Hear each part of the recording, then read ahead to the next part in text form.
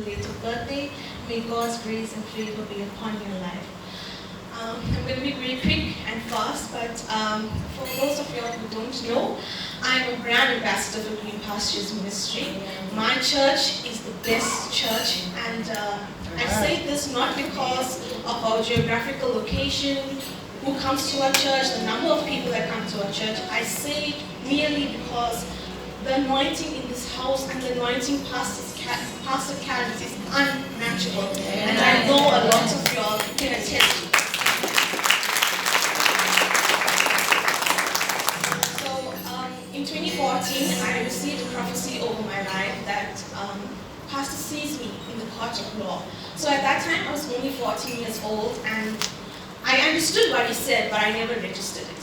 So when I was in grade 12, I made a decision I did not want to study. I did not make an application to university, and I said I want to work and earn an income.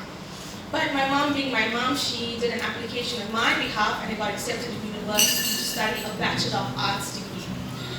And so I went to university and I said, okay, fine, this is something that I can deal with. I can either become a lecturer, become a teacher, I can deal with this. But during the course of the year, for some reason or the other, something was troubling me. And I remembered Pastor's prophecy at that time. So I went around and I inquired from the university staff and the lecturers, and I asked them if there's any way that I could study law. And unfortunately, they said there's no way. Number one, I did not make an application, and number two, I did not meet the points requirement.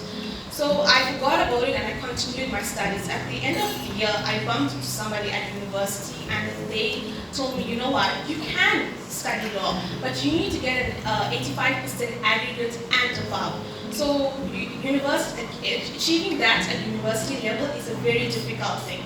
So I thought about it and I said, you know what, I'm just leaving it in God's hand. And this guy explained to me that you need to make an application, but this is not an ordinary application. You need to make an application to the dean of the law faculty, and only if he accepts you, then you can study law. So by God's grace, I achieved a 90% aggregate that year, and I got accepted to study law at my university. All God's grace and mercy upon my life. The second testimony that I want to share is that this year I started a new job, and me being the person I am was speaking about my church and the anointing, and I was encouraging one of my colleagues that traveled with me to come and visit our church. Coming from the legal background, I always base my arguments and my conversations based on facts and evidence, and not on opinions. So when I was encouraging her to come to church, I was quoting scriptures to her, showing her Pastor's online services, and she was not impressed at all.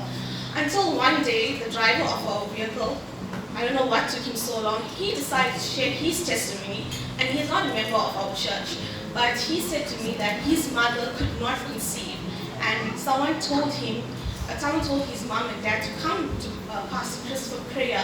I'm not sure where Pastor was based at that time. This was 24 years ago. And Pastor prayed over his mom, and she told him, you know what, he told her that you will be able to conceive. And in the next few months' time, she received the greatest news of her life, and she was expecting him. So I told him that, you know what, Pastor knew 24 years ago I needed someone to drive me and come to work. That is why he prayed for me. Pastor, you are such a humble and faithful man of God. You are so, thank you for always praying and being there for us. My family loves and appreciates you a lot.